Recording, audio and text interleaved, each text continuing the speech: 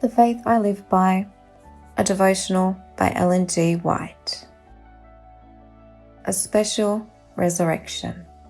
And many of them that sleep in the dust of the earth shall awake, some to everlasting life, and some to shame and everlasting contempt.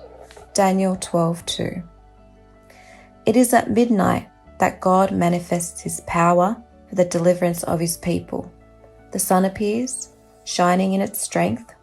Signs and wonders follow in quick succession. The wicked look with terror and amazement upon the scene, while the righteous behold with solemn joy the tokens of their deliverance. Everything in nature seems turned out of its course. The streams cease to flow, dark, heavy clouds come up and clash against each other.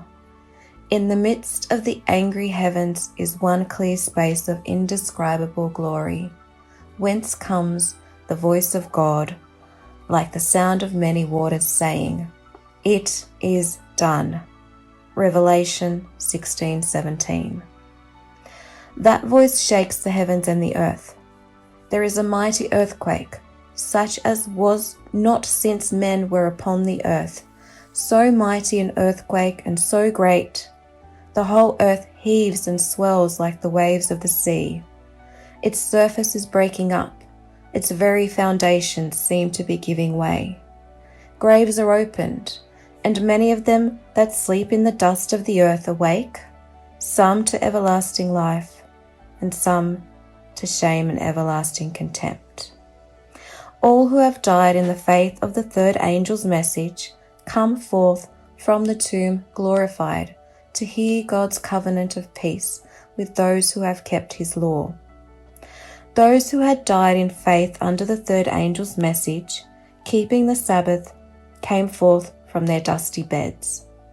They also which pierced him, those that mocked and derided Christ's dying agonies, and the most violent opposers of his truth and his people, are raised to behold him in his glory and to see the honor placed upon the loyal and the obedient.